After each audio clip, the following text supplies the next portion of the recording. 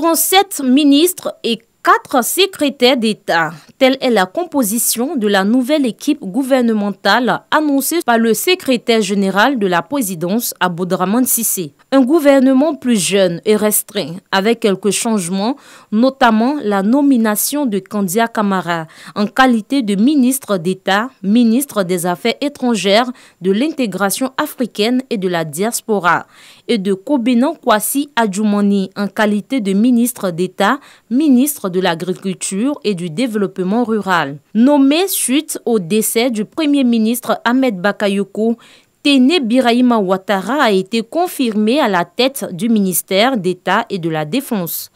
Anciennement ministre de la Solidarité, Mariatou Kone a été nommée au ministère de l'Éducation nationale et de l'alphabétisation. Sidi Tiemoko Touré change de portefeuille. Il est nommé ministre des Ressources animales et halieutiques. Le ministère de la Communication, des médias et de la francophonie, porte-parole du gouvernement, est occupé par Amadou Koulibaly. Demba Pierre, anciennement directeur général de l'AGEROUTE, agence de gestion des routes, est nommé au ministère de la Santé, de l'Hygiène publique et de la couverture maladie universelle. Ce premier gouvernement Patrick Achi enregistre l'arrivée de 3 nouvelles femmes. Ainsi, Nassene Batouré est nommé au ministère de la Femme, de la Famille et de l'Enfant. Alette Badou Nguessan Kwame est nommé ministre de la Culture, de l'Industrie, des Arts et du Spectacle. Clarisse Kavo Maï occupe désormais le secrétariat d'État auprès du ministre de l'Emploi et de la Protection sociale. Ce premier gouvernement Patrick Achi compte au total 8 femmes. Il enregistre en outre 13 nouvelles nominations et 18 départs. Une équipe jeune pour exprimer sans doute la volonté du président Alassane Ouattara de passer le flambeau à une nouvelle génération. Après la mort d'Ahmed Bakayoko, la Côte d'Ivoire s'est retrouvée sans Premier ministre. Le chef de l'État Alassane Ouattara a procédé il y a quelques jours à la confirmation à la tête du gouvernement d'Achi Patrick Jérôme, Premier ministre, chef du gouvernement. Celui-ci propose un nouveau gouvernement à Alassane Ouattara. Les Ivoiriens attendent beaucoup de ce gouvernement. L'administration Achi, à en croire ceux que nous avons interrogés, devra répondre à des besoins de santé, de sécurité, mais aussi de l'éducation. Et une large majorité devrait être faite, selon les Ivoiriens, à la jeunesse. On a le chômage qui est un véritable problème. Vu que nous sommes étudiants et que nous sommes jeunes, l'avenir de notre pays, nous nous attendons à ce que ce nouveau gouvernement-là trouve assez de domaines d'emploi pour nous embaucher lorsque nous aurons nos diplômes. Sur le plan social, je souhaiterais qu'au niveau de la jeunesse surtout, pour que les jeunes puissent s'intégrer et qu'ils puissent faire une large ouverture et créer beaucoup de secteurs et que beaucoup d'investissements arrivent pour que les jeunes puissent travailler. C'est ça que mon entend. Le gouvernement précédent a déjà fait du bon travail. Ça se voit, nous avons des répercussions économiques. Mais ce que moi j'attends personnellement de ce nouveau gouvernement, c'est de plutôt mettre l'accent sur certains éléments de société, dont je peux citer la sécurité, la santé et surtout l'éducation. Car c'est par l'éducation qu'on pourra former de nouveaux cadres pour la pérennité de notre pays. Ce que je souhaiterais, c'est de réconcilier véritablement les Ivoiriens. C'est tout ce que je demande. Pour réconcilier les Ivoiriens. Le tissu social est tellement déchiré qu'il faut colmater, il faut souder pour que les Ivoiriens s'asseyent pour se parler franchement. Nous souhaitons tout simplement que ce nouvel gouvernement-là, pousse encore le pays, encore plus haut, déjà, crée une certaine cohésion, c'est-à-dire au niveau du peuple, aussi aider aussi les jeunes que nous sommes. On est diplômés, difficile d'avoir un boulot, donc si vraiment ce nouveau gouvernement, en tout cas cette nouvelle force-là, peut vraiment essayer d'œuvrer plus dans ce sens-là pour nous les jeunes. Les attentes sont multiples, hein. Nous attendons beaucoup de choses, qu'ils aient quand même un regard sur la population. Au niveau du transport à Abidjan, vraiment il y a un peu de désordre.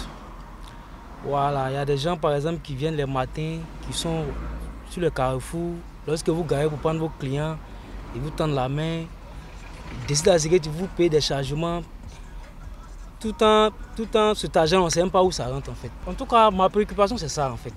Concrètement, ce qu'on attend du nouveau gouvernement, c'est la réconciliation, la réunification, l'entente, la solidarité, le rapprochement de tout le monde, l'union pour la Côte d'Ivoire, une Côte d'Ivoire rassemblée.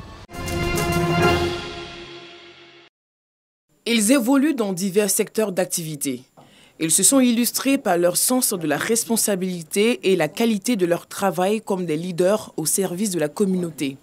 Au nombre de 4, ces personnalités viennent de voir leur mérite reconnu au cours d'une journée d'excellence dédiée aux administrateurs des services publics et privés. Aucune reconnaissance ne peut laisser indifférent, au contraire, c'est de l'émotion.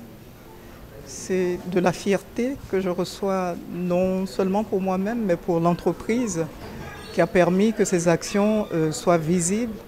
Cette entreprise qui veille à ce que l'État de Côte d'Ivoire donne l'eau aux populations et qui veille à ce que ces populations aient effectivement de l'eau.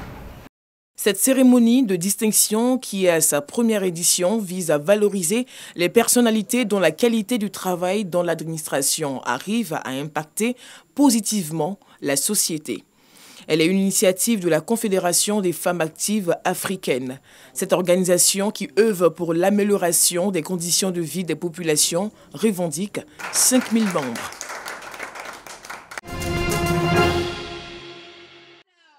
Promouvoir les actions socio-culturelles et artistiques auprès du grand public et singulièrement estudiantin.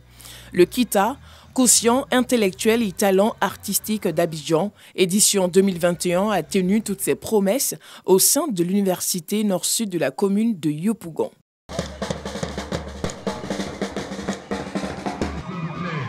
Un défilé riche en couleurs, valorisant la diversité de la culture ivoirienne.